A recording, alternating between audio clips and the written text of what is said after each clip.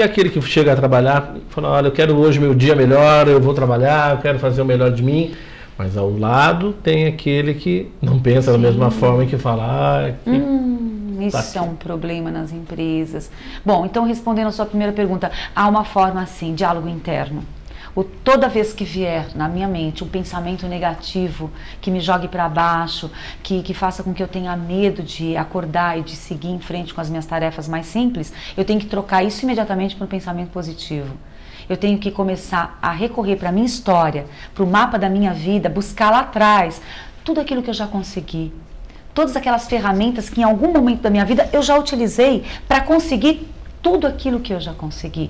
E se hoje, por algum momento, eu me sinto enfraquecido, eu tenho que parar, fazer o meu diálogo interno e pensar...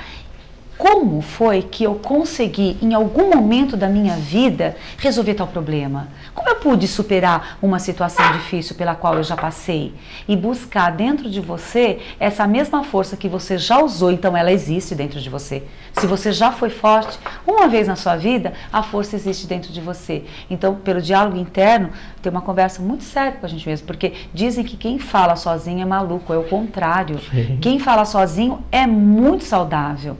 O falar sozinho, brigar com você mesmo, olhar no espelho e falar, por que você está com essa cara hoje? Afinal de contas, você tem tanta coisa boa, olha a vida que você tem, olha a sua saúde, olha as pessoas que você ama. Então, essa conversa sozinho é uma conversa muito sadia. Se cobrar de uma maneira diferente, né? Como? Você se cobra de uma maneira diferente. E como o cérebro gosta muito de piadinha, o cérebro gosta muito de humor, né? A gente, quando a gente brinca, a gente libera muita serotonina, a gente provoca muita sinapse cerebral e tudo isso é muito bom pra gente sentir um humor melhorado. Então a gente tem que brincar com a gente tem que conversar com a gente, né? Mas acontece justamente ao contrário, né? A gente tá à mercê desses pessimistas que você, Antônio Carlos, comentou agora. Então você até vai disposto, acorda de manhã, tem esse diálogo bonito, olha no espelho e fala, bom dia maravilhosa. Você é tudo de bom, vai lá, manda ver, você pode, você consegue. Aí eu chego na minha empresa, falo, bom dia, só se for pra você. Mas tá acontecendo alguma coisa? Tá, né? Eu tô viva, tô trabalhando, essa empresa... Então, isso começa a contaminar o ambiente. Então, eu tenho que me vacinar disso. Então, a cada vez que uma pessoa vem e fala uma coisa negativa, ela tenta me derrubar, eu tento contrapor justamente com uma coisa positiva. Olha a comunicação de novo. Olha, eu não acredito que seja assim. Esses são os âncoras da vida de cada um, né? Exatamente. Que vai levando você para baixo. Exatamente. Né? Leva lá para baixo. Hoje eu digo muito em curso, dentro das próprias empresas, que hoje a gente tem 3 tipos de pessoas dentro do mercado corporativo. O otimista, o pessimista e o poliana. Então, o otimista é aquela pessoa que ela vê o problema, mas ela vê a solução também. O pessimista, ele não vê solução, ele só vê o problema. E poliana não vê nada, né? Nem problema, nem solução. Então tá sempre ali. E aí as empresas também têm medo desse oba-oba, dessa alegria forçada. Ah, tá tudo bem, gente. Essa coisa, essa apologia ao vamos ficar bem, tipo assim, legal e tal. Isso também assusta muito as empresas, porque são pessoas que não estão vendo exatamente o problema. Então não adianta nada ela só ficar na boa, mas ela não consegue enxergar problema. Quem não enxerga problema não enxerga solução. Sim. Então a gente precisa trabalhar mesmo que entre nós, ou dentro de nós, o lado otimista, né? Ver o problema assim, com realidade, está acontecendo um problema, mas eu estou conseguindo pensar numa solução.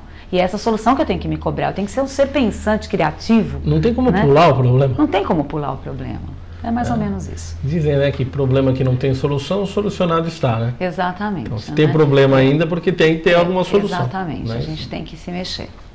Eu queria que você comentasse pra gente, você falou essa questão que você de vez em quando está fazendo aí o clima da empresa e percebe uma pessoa que está depressiva. Como é que é o seu trabalho em cima dela? Você consegue na hora fazer alguma coisa ou tem todo um trabalho por trás e acaba focando aquela pessoa? Na realidade, o meu trabalho é um pouquinho diferente, porque eu não sou psicóloga, né? Eu sou coach, então é diferente.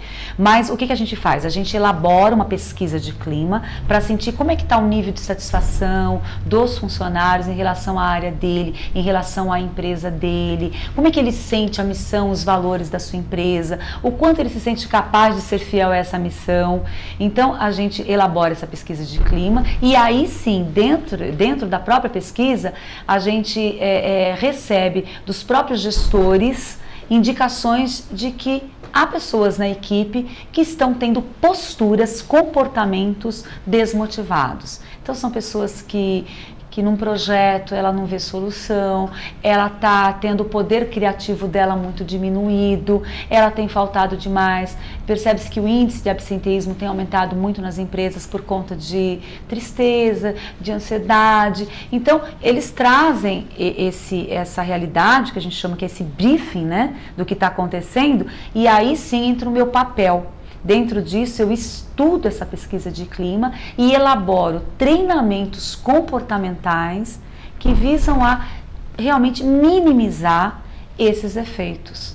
Então, eu uso a pesquisa de clima como base para criar os treinamentos. Então, eu desenho treinamentos que vão, que o objetivo real é esse, elaborar melhor o autodesenvolvimento de cada pessoa, para que ela tenha a possibilidade de fazer suas leituras internas, intrapessoais, e também fazer a leitura do interpessoal, porque não adianta ela entender muito bem da sua emoção e ela se basta, porque hoje em dia ninguém pode dizer que mesmo com tecnologia possa desenvolver um bom trabalho de forma isolada. A gente sempre depende do outro, da equipe. Então ele tem que elaborar também a sua percepção, a sua sensibilidade à emoção da equipe, do colega, do outro, para que ele possa trabalhar então o interpessoal. Então o meu papel, Felipe, entra nessa hora, tá? Onde eu já recebo esse briefing pronto. Então não sou eu que vou diagnosticar isso, eu recebo isso e em cima disso eu tento solucionar o problema que a área, que a empresa me trouxe, desenhando treinamentos corporativos. Muito bem, porque que hoje a gente enfrenta muito isso, não é, Sandra? Todos os dias. O dia a dia. Agora, e pelo lado, já que nós falamos de cada um de nós, e pelo lado do empregador, do patrão, ele está preparado também para pelo menos dar esse suporte, ou ele vai alimentar mais essa depressão, mais essa síndrome do pânico? Então aí é caso a caso, mas a gente tem uma boa notícia, né? Quando a gente diz que hoje o mundo corporativo está investindo muito mais em treinamentos comportamentais do que técnicos, isso já mostra que a visão do gestor mudou. Então a visão daquele que te emprega, a visão daquele que é dono do negócio mudou. Porque se ele está favorecendo isso para suas equipes, é porque ele sabe, ele detectou, ele percebeu que esse é um movimento que está cada vez crescendo mais e que ele precisa tomar uma postura. Então, o que eu acho maravilhoso, enfim, e eu presto serviço para grandes empresas, e eu tenho muito orgulho de trabalhar para essas empresas, porque eu percebo que a visão do mundo corporativo está muito melhorada nesse sentido. Há muitos erros, há sim muitos problemas, mas há também uma disponibilidade e uma disposição interna como eu não havia visto aí nos últimos anos até então, de melhorar esse quadro. Há uma intenção sincera dos empresários em ter no seu quadro pessoas melhores, porque ele tendo pessoas melhores, ele terá profissionais melhores. Sim. Então esse já é um bom sinal aí. Para mudar. Não é? Chegando aí o final, mas fique à vontade, você tem mais perguntas. Então, eu queria falar com a Sandra mais mesmo em relação a parte do executivo, né?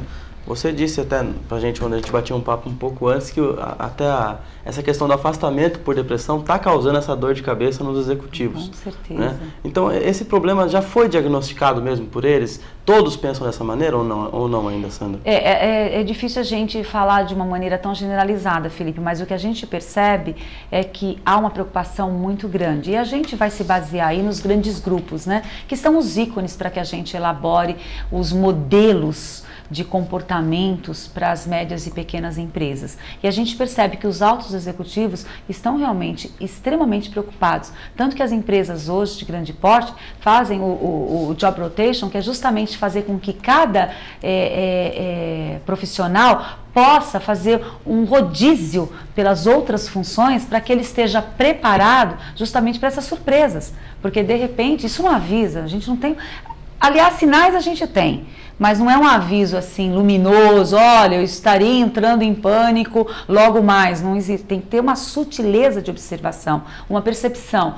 Então, como isso não é muito assim, claro, muito aberto, eles estão se preparando, estão preparando pessoas para atuar em áreas diferentes, conhecendo o trabalho do outro, para que justamente haja essa possibilidade do rodízio. Então, é um problema detectado, sim. E falando diretamente de um trabalho seu, né? A gente conversava antes, você trabalhou nessa fusão Itaú-Unibanco, né? Os funcionários tiveram medo dessa fusão, por exemplo? Com certeza, e é muito justo esse medo, né? É uma mudança muito grande. Toda fusão, ela gera uma apreensão. O que é que vai acontecer? Né? Então, é claro que eles sentiram medo, sentiram receio, e isso é muito normal, porque esse processo de mudança que a gente passa, que o ser humano passa em relação à sua vida, em relação à sua empresa, em relação ao seu trabalho, em relação à troca de um amor, todas essas mudanças às quais nós estamos sujeitos, gera ansiedade, gera medo, isso é muito normal. O que não é normal, Felipe, é que isso se estenda por muito tempo. Então a gente tem que falar, bom, então tem o tempo aí de você se revoltar, de você ter raiva, de você não aceitar, mas aí você, como profissional comprometido, você tem que sair desse estágio e entrar lá na fase do comprometimento assumido e vivenciar a mudança. Tanto que você vê, em 2 anos foi concluído todo esse processo e hoje a gente pode dizer aí, falando um pouquinho dessa minha experiência dentro do grupo, que a gente tem aí 105 mil pessoas funcionando muito bem. Então a gente sabe que dá certo, deu certo, foi um trabalho muito bonito, muito rico que a gente fez, não só eu, como todos os consultores que prestam serviço para esse grande grupo, e a gente sabe que o trabalho teve um resultado maravilhoso, tanto que o serviço está completo, as pessoas estão aí trabalhando, assumindo realmente as suas novas áreas, os seus novos endereços, o seu novo comportamento, enfim, e também. Então, tem jeito, né, da gente resolver tudo isso. Muito bem. Chegando ao final. Passou rápido, né? Passou muito rápido. O assunto é bom, passa sempre rápido. Nós vamos conhecer um pouquinho da nossa entrevistada de hoje, é consultora empresarial, a Sandra Lúcia do Nascimento. A partir de agora, são algumas perguntas, um bate-bola rapidinho, só para a gente conhecer um pouco mais aqui hoje ao lado de Felipe Oliveira. Muito bem, a consultora Sandra Lúcia do Nascimento tem como recordação da infância o quê? Eu hoje mesmo estava falando sobre isso. Eu tenho um cheiro de casa de vó, uma coisa que toca muito, muita saudade, muita saudade. Família é? Base, essencial. Educação? Nossa, uma obrigação. O seu emocional é abalado quando? Quando eu estou sentindo que os meus filhos estão muito longe de mim, aí eu já fico apavorada. Eu prefiro e preciso deles bem pertinho de mim o tempo todo. O livro que você recomenda no momento qual é? O Código da Inteligência, Augusto Cury. Augusto Cury, verdade. Opa, muito bom. Aliás, nós vamos estar entrevistando nesse ano de 2011. Opa, maravilhoso. A frase ou o pensamento que leva na vida? Não me aceite como eu sou, me ajude a dar novas respostas.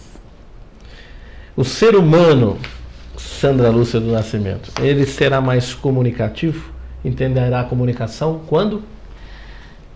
Quando eu entender que as pessoas também entenderam. Aí a gente vai falar a mesma língua. Muito obrigado, Sandra, por ter vindo ao programa do Coletivo de Imprensa, tá bom? Foi um prazer, muito obrigada, Antônio Carlos, muito obrigada, Felipe, muito obrigada a todos os ouvintes. Muito obrigado, Sandra, obrigado, Felipe. Imagina, prazer muito grande poder participar do Coletivo de Imprensa. Uma boa noite, pessoal de casa. E a professora. E a professora Sandra Lúcia. E a professora do Felipe. É bom aluno? Excelente aluno.